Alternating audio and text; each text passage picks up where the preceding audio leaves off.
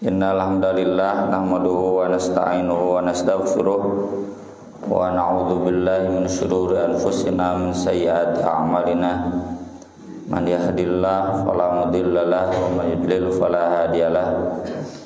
Asyhadu an la ilaha illallah wahdahu la syarikalah wa asyhadu anna Muhammadan abduhu wa rasuluhu alladzi la nabiyya wa la rasula ba'dah. Sallallahu wasallam alaihi wa ala alihi wa sahbihi wa man tabi'ahum bi ihsan amma ba'd. Ini masuk bagian akhir dari bab ruqyah, dan ini hadis tentang ruqyah plus air liur plus tanah. Saya tegaskan kembali ya, konsep dasar kita memahami sunnah sebagaimana dirumuskan oleh Nabi, para sahabat, kemudian dipegang teguh oleh ulama ahlu sunnah wal jamaah. Menghadapi hadis-hadis sahih itu kita sami'na wa ata'na, nggak perlu dasarnya rasionalisasi. Nah, cenah hubungannya tanah ciduk ya, dengan sakit ya. Jadi kalau Nabi mengamalkan, menyunahkan, ya sudah, sami'na wa ta'na. Kalaupun ada yang tidak dimengerti, kita yakin Nabi itu utusan Allah berdasarkan wahyu. Dan sesuatu yang kita tidak mengerti hari ini mungkin suatu saat bisa dimengerti. Yang kedua, agar aman tidak perlu fikih yang terlalu luas. Terlalu luas itu berarti kalau untuk menyembuhkan yang sakit ubaratnya naon ciduh kiai bisa kabeh anu geureug diciduhan ku kiai teh, atau pakai tanah ya campurkeun jeung cek kopi, atau punten ya ada tanah ajaib dibikin kapsul itu dari tanah tapi udah diolah. Bisa seperti itu ya, kalau memang terbukti secara medis bisa, tidak apa-apa. Tapi kalau kemudian kita pahaminya setiap, dan ini memang konteksnya luka luar, itu harus ditaplok ke tanah dan sebagainya, ya silakan kalau memang ada aturan medis. Tapi yang paling aman kita mengamalkan sebatas yang Nabi contohkan. Hadisnya dari Aisyah radhiyallahu anha, anna Rasulullah sallallahu alaihi wasallam kana idastakal insanu syai'an minhu. Rasulullah sallallahu alaihi wasallam apabila ada seseorang yang sakit, au kanat bi kurhah, ada luka ya, borok, au jurhun atau luka ya, jadi ini penyakit kulit, penyakit luar. Qala Nabi sallallahu alaihi wasallam bi isba'ihi hakadha. Aisyah sambil berisyarat. Nabi pakai telunjuknya begini. Nah, Sufyan bin Uyainah mencontohkan yang meriwayatkan dari Aisyah. Sababatahu, ini sababah telunjuk bil ardi ke tanah. Summa rafa'aha, kemudian diangkat. Kemudian berkata, Bismillah turbatu ardina biriqati ba'dina yushfa bihi saqimuna ya. Toli yushfa bihi saqimuna bi'idni rabbina.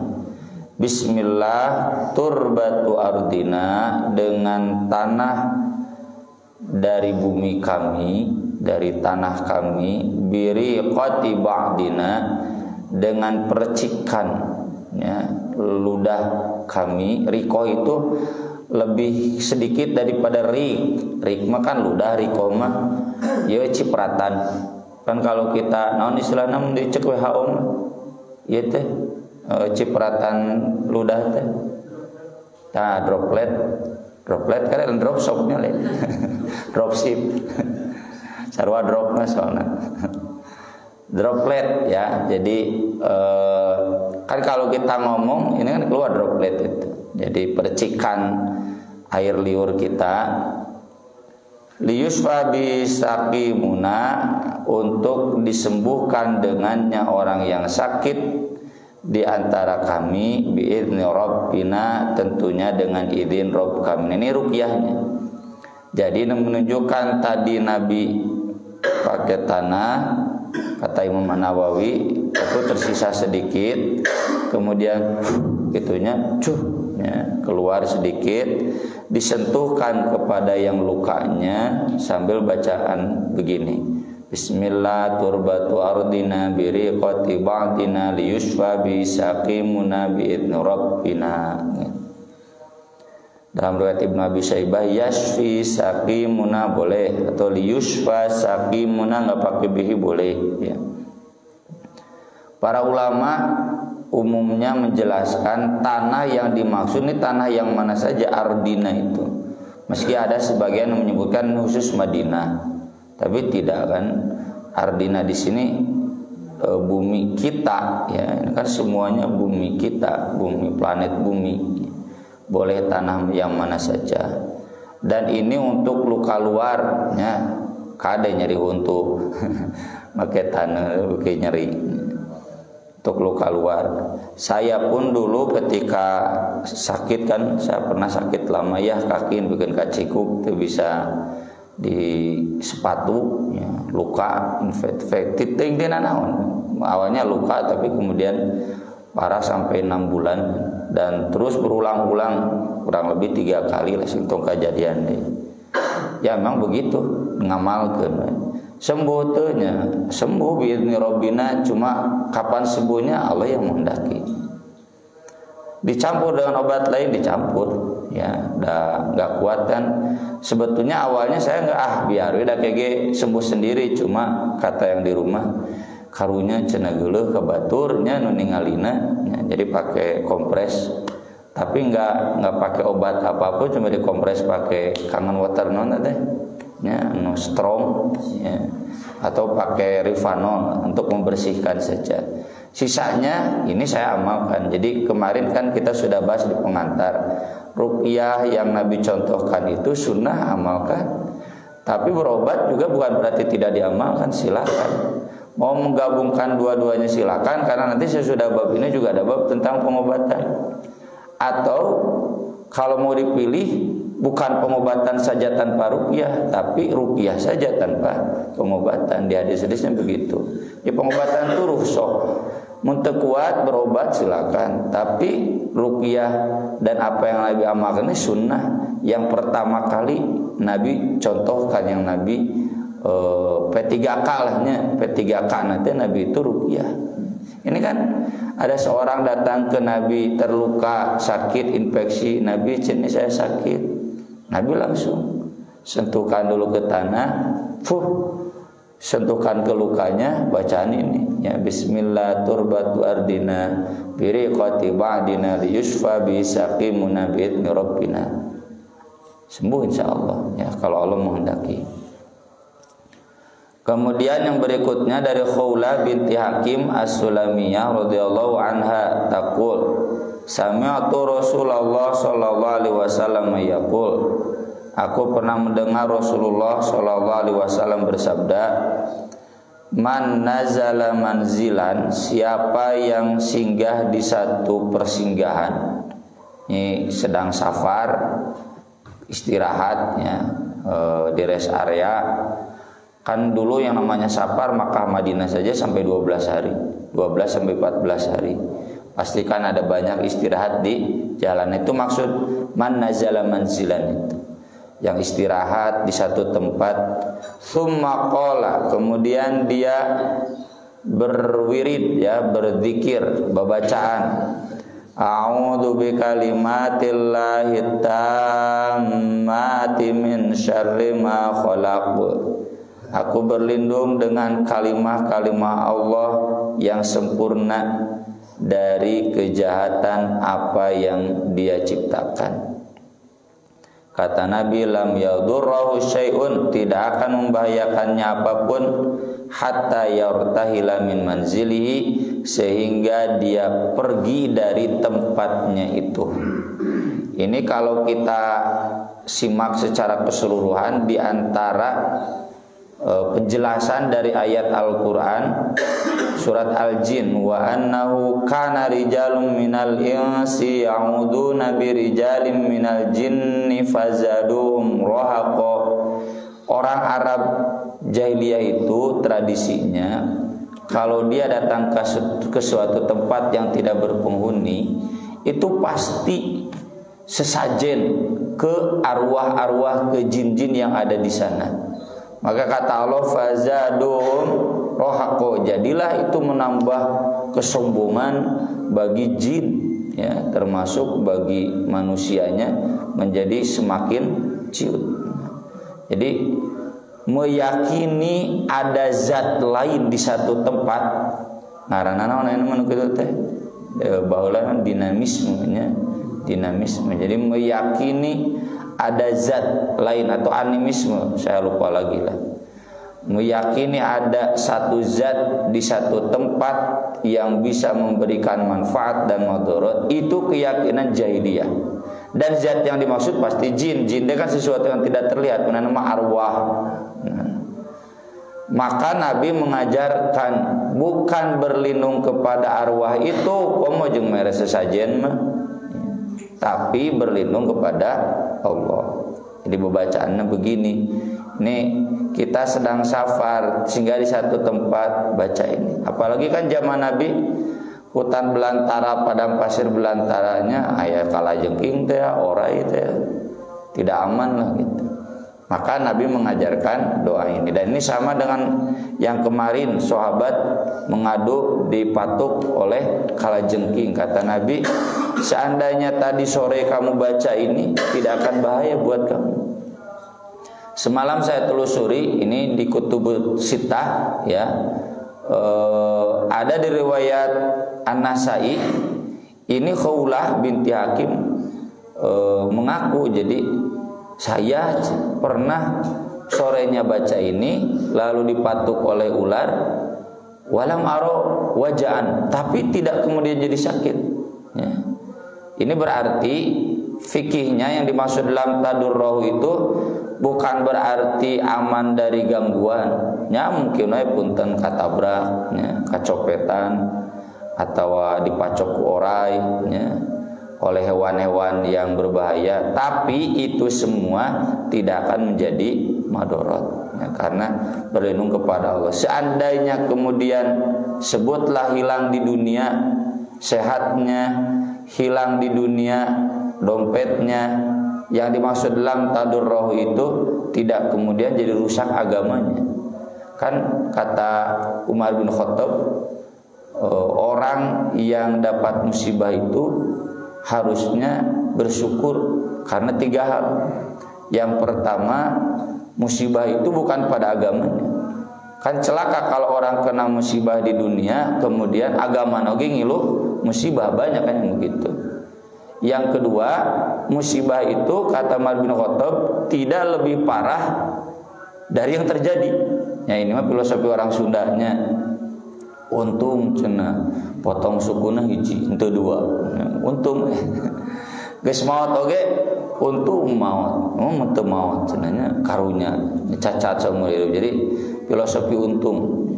Kemudian yang ketiga, saya akan pulang membawa 3 bekal, 3 keuntungan yang besar. Naon? Shalawatum rabbihim wa rahmah wa ulaika humul muhtadun. Saya datang tidak bawa apa-apa, pulang dengan pahala yang besar. Ini juga bisa kita pahami sebagai lam tadurroh. Jadi tidak akan bahaya, tidak akan celaka. Jadi maksud tidak akan bahaya teh baik di dunianya tidak kemudian sakit, atau konteksnya kan kita kehidupan itu akhirat, ya. Nanti di akhirat kita tidak akan rugi 2 kali. Jadi musibah ini malah menjadi keuntungan, jadi anugerah. Ini apalgeun lahnya sama para ronok. Jadi doa ini kita baca setiap pagi, setiap sore, dan setiap datang ke satu tempat yang asing, yang baru atau bukan tempat kita, ya, terutama dalam perjalanan. Kemudian berikutnya ruqyatur rajul ahlahu idastakau. Aisyah radhiyallahu anha masih menjelaskan, kana Rasulullah sallallahu alaihi wasallam idashtaka minna insan.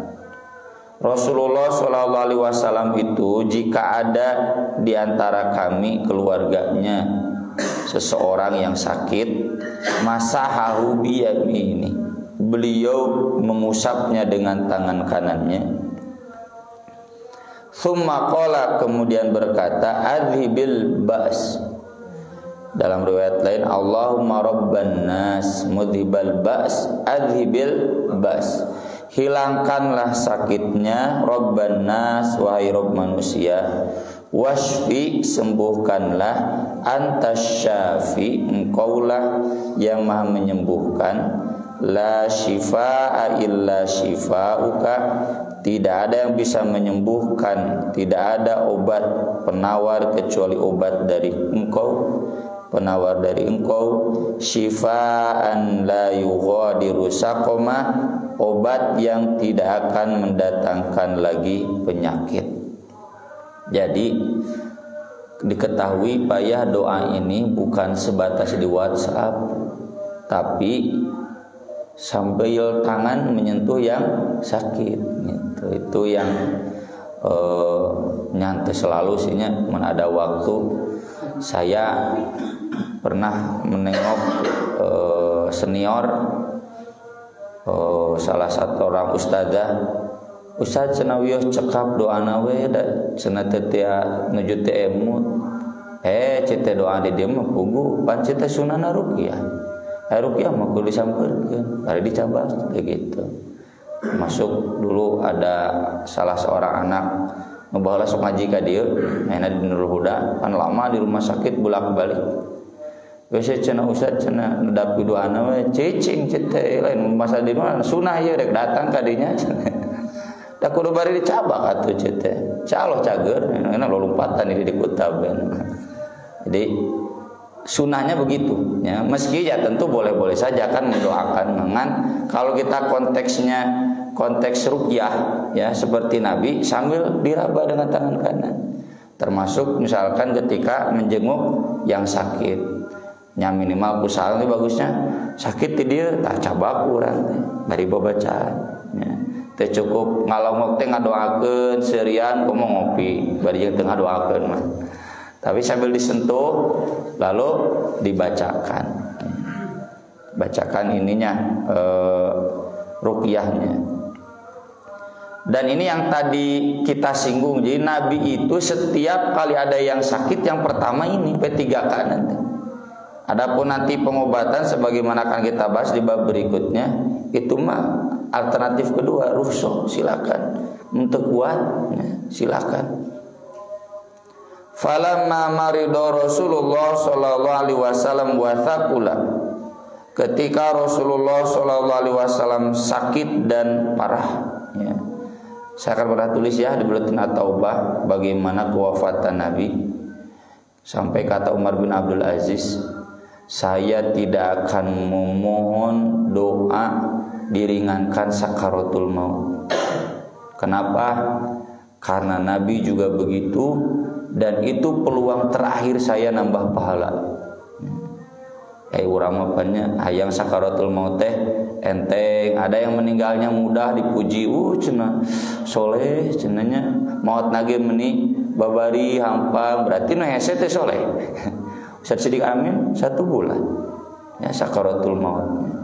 Kan dari sejak stroke di Nagreg teu pernah siuman deui. Nah berarti Ustaz Sidik Amin loba dosa aja teh gitu. Nyontoh atuh Ustaznya mantap. Jangan mengukur amal seseorang dari sakaratul mautnya, tapi dari amal yang mengukur. Nabi itu sakitnya parah ya sampai hampir 2 bulan dan sakaratul hampir 2 minggu. Kan siuman terus koma lagi, siuman koma lagi. Wah, parah gitu, susah ya. Sampai kata Aisyah juga mengatakan demikian. Aku sudah tidak takut lagi sakaratul maut berat. Kenapa? Setelah aku lihat sendiri bagaimana Rasulullah SAW wafat. Jadi jangan mengaitkan sakaratul maut dengan kesolehan atau kayak Nabi itu soleh, piraku. Sakit Nabi itu parah, 2 kali lipat dari sakit orang biasa. Jadi sakit yang sahabat lainnya yang benar nggak pernah sesakit seperti Nabi, parah. Kenapa? Karena kata Nabi, kami para nabi itu mendapatkan musibah cobaan 2 kali lipat, ya, untuk dilipat gandakan pahala. Kami kan para nabi pahalanya berlipat ganda, maka sakitnya pun berlipat ganda. Jadi kita di antara kita ada yang sakit parah, ya, tapi kan ka urang era ada kalau nage sieun sedih gitu. Itu jangan selalu dikaitkan dengan dosa.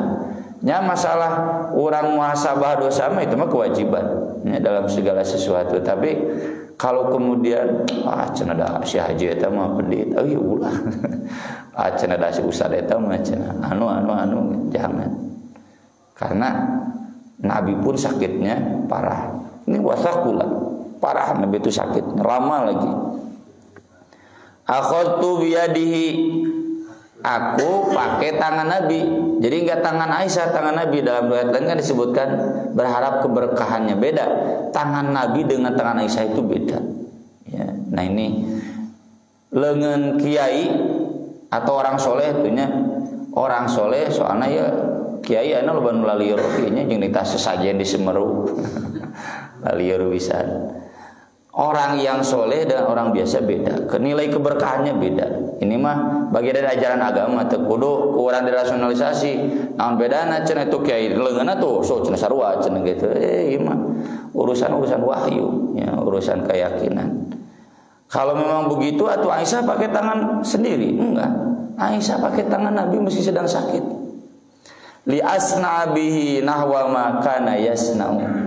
Untuk dilakukan seperti yang beliau lakukan. Kalau kemarin kan baca kulhu falak bin nas, kalau ini mah baca ini, berarti ya semua dibaca. Ketika Nabi sakit itu terus Aisyah meruqyah pakai tangan Nabi. Ada kadang baca doa ini, ya, adzibil bas robban nas mudibal bas, ya, isfi anta syafi dan seterusnya. Ada kadang baca kulhu falak bin nas, ya, al-muawwidzat. Tapi pada suatu hari fantaza yadahu min yadi, ketika aku tarik tangan beliau untuk diruqyah pakai tangan beliau, Nabi melepaskan tangannya. Tiba-tiba Nabi berkata, Allahumma gfirli waj'alni ma'ar rafiqil a'la. Nabi melihat ke atas.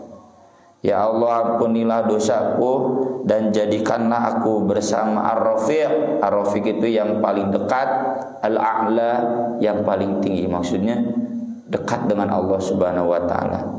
Fadhahabtu anzuru, aku melihat wajah Nabi, fa idza huwa qad qada, ternyata beliau sudah wafat. Ya. Jadi perkataan terakhir Nabi bukan la ilaha illallah, tapi dalam riwayat lain firrafiqil a'la. Hadis yang mengatakan siapa yang akhir ucapannya la ilaha illallah masuk surga sahih. Tapi bukan berarti syarat masuk surga teh akhirnya kudu la ilaha illallah. Anu maot ngadadak kata berak can sempat la ilaha illallah berarti masuk surga, enggak. Siapa yang memang akhir kalimatnya la ilaha illallah dia pasti masuk surga. Meski nya kembali ke dalil yang umum, mungkin masuk surga nate langsung, mungkin di neraka dulu. Karena di syafaat penghuni surga terakhir itu, kenapa dia dipindah dari neraka ke surga? Karena dalam hatinya masih ada la ilaha illallah. Dia pasti menyelamatkan. Makanya Abu Thalib pun tokoh kafir, ya, paman Nabi. Nabi berjuang sebelum meninggalnya. Qul ya ammi la ilaha illallah, cek Abu Lahab, hei kamu meninggalkan agama bapak kamu, cen gitu. Kadia Abu Lahab, kadia Nabi, bingung Abu Thalib dan wafat dalam keadaan alamil lati abi, ya, dalam agama kolot nenek moyang mereka. Nah, Abu Thalib nggak mengucapkan la ilaha illallah sampai akhir hayatnya, sehingga kata Nabi dia akan kekal di neraka, tapi doaku bermanfaat buat dia di nerakanya, di pinggirannya. Yang terbakar kakinya ya, yang dibakar kakinya tapi terbakarnya sampai kepalanya. Itu panasnya sina neraka. Itu jadi dalil bahwa la ilaha illallah di akhir itu pasti bermanfaat. Makanya ada ajaran lakinu mautakum la ilaha illallah. Kalau orang akan meninggal itu kan biasa liglung ya, sakar itu liglung, harewosan, ya babacaan diharewoskeun lakinu didiktekan agar dia tidak sasar, tidak ingat kemana-mana. La ilaha illallah, la ilaha illallah. Kemudian hadis berikutnya masih dari Aisyah radhiyallahu anha, anna Rasulullah sallallahu alaihi wasallam kana yarqi bihadhi ruqyah. Rasulullah sallallahu alaihi wasallam karena itu menunjukkan keseringan, sering meruqyah pakai ruqyah ini. Adhibil bas rabban nas biyadika syifa la kasyifa lahu illa anta. Jadi ada banyak redaksinya, intinya mendoakan disembuhkan dan dihilangkan penyakit. Adhibil bas, hilang penyakit, isfi itu artinya sembuh. Jadi dari hadis-hadis yang sudah kita bahas di sini ya, ada banyak ruqyah itu bisa pakai Al-Fatihah, bisa pakai kulhu palak bin nas ya, bisa pakai ayat kursi ya, kemudian bisa pakai doa-doa ini ya, yang kemarin atau yang tadi ditambah air liur tanah, kemudian Allahumma rabban nas mudhibal bas, atau a'udzu bikalimatillahi tammat min syarri ma khalaq. Apalkeunlah da teu hararese lilir teuing Al-Fatihah we ya. Dulur-dulur urang gering naon wae Al-Fatihah ya. Itu memang tapi tadi teh hanya jarak jauh ya, datang kemudian dibacakan. Kurang oge teu cukup kirim stiker bari teu dibaca teu, kirim stiker unggul klik teu da tengah doa teh sing sumpah. Terakhir ini sebagai penutup dari Auf bin Malik Al-Asja'i radhiyallahu an qala kunna narqi fil jahiliyah, kami biasa jampi-jampi mantra-mantra di zaman jahiliyah. Faqulna ya Rasulullah kaifa tara fi dzalik, Rasul bagaimana menurut Anda jampi-jampi mantra itu? Kan di riwayat lain Nabi menyebutkan syirik ya, innar ruqa wat tamaima wat tiwalata syirkun, disakopet daunkeun jeung jimat jeung pelet. Nah di sini Nabi menjawab lebih jelas, i'ridu alayya ruqakum, sini mana ruqyah kalian, pariksa heula. La ba'sa birruqa ma lam yakun fihi syirkun, tidak apa-apa ruqyah selama bacaan-bacaannya tidak mengandung syirik. Syirik itu berarti memperlindungkan kepada selain Allah. Selama isinya doa kepada Allah, bacaan yang ditujukan berlindung kepada Allah, maka ruqyah itu halal. Bahkan sunnah, karena Nabi SAW selalu mengamalkannya. Aku qouli hada wa astaghfirullah li wa lakum subhanakallahumma bihamdik asyhadu an la ilaha illa anta astaghfiruka wa atubu ilaik. Wassalatu wassalamu ala Rasulillah. Wassalamu alaikum warahmatullahi wabarakatuh.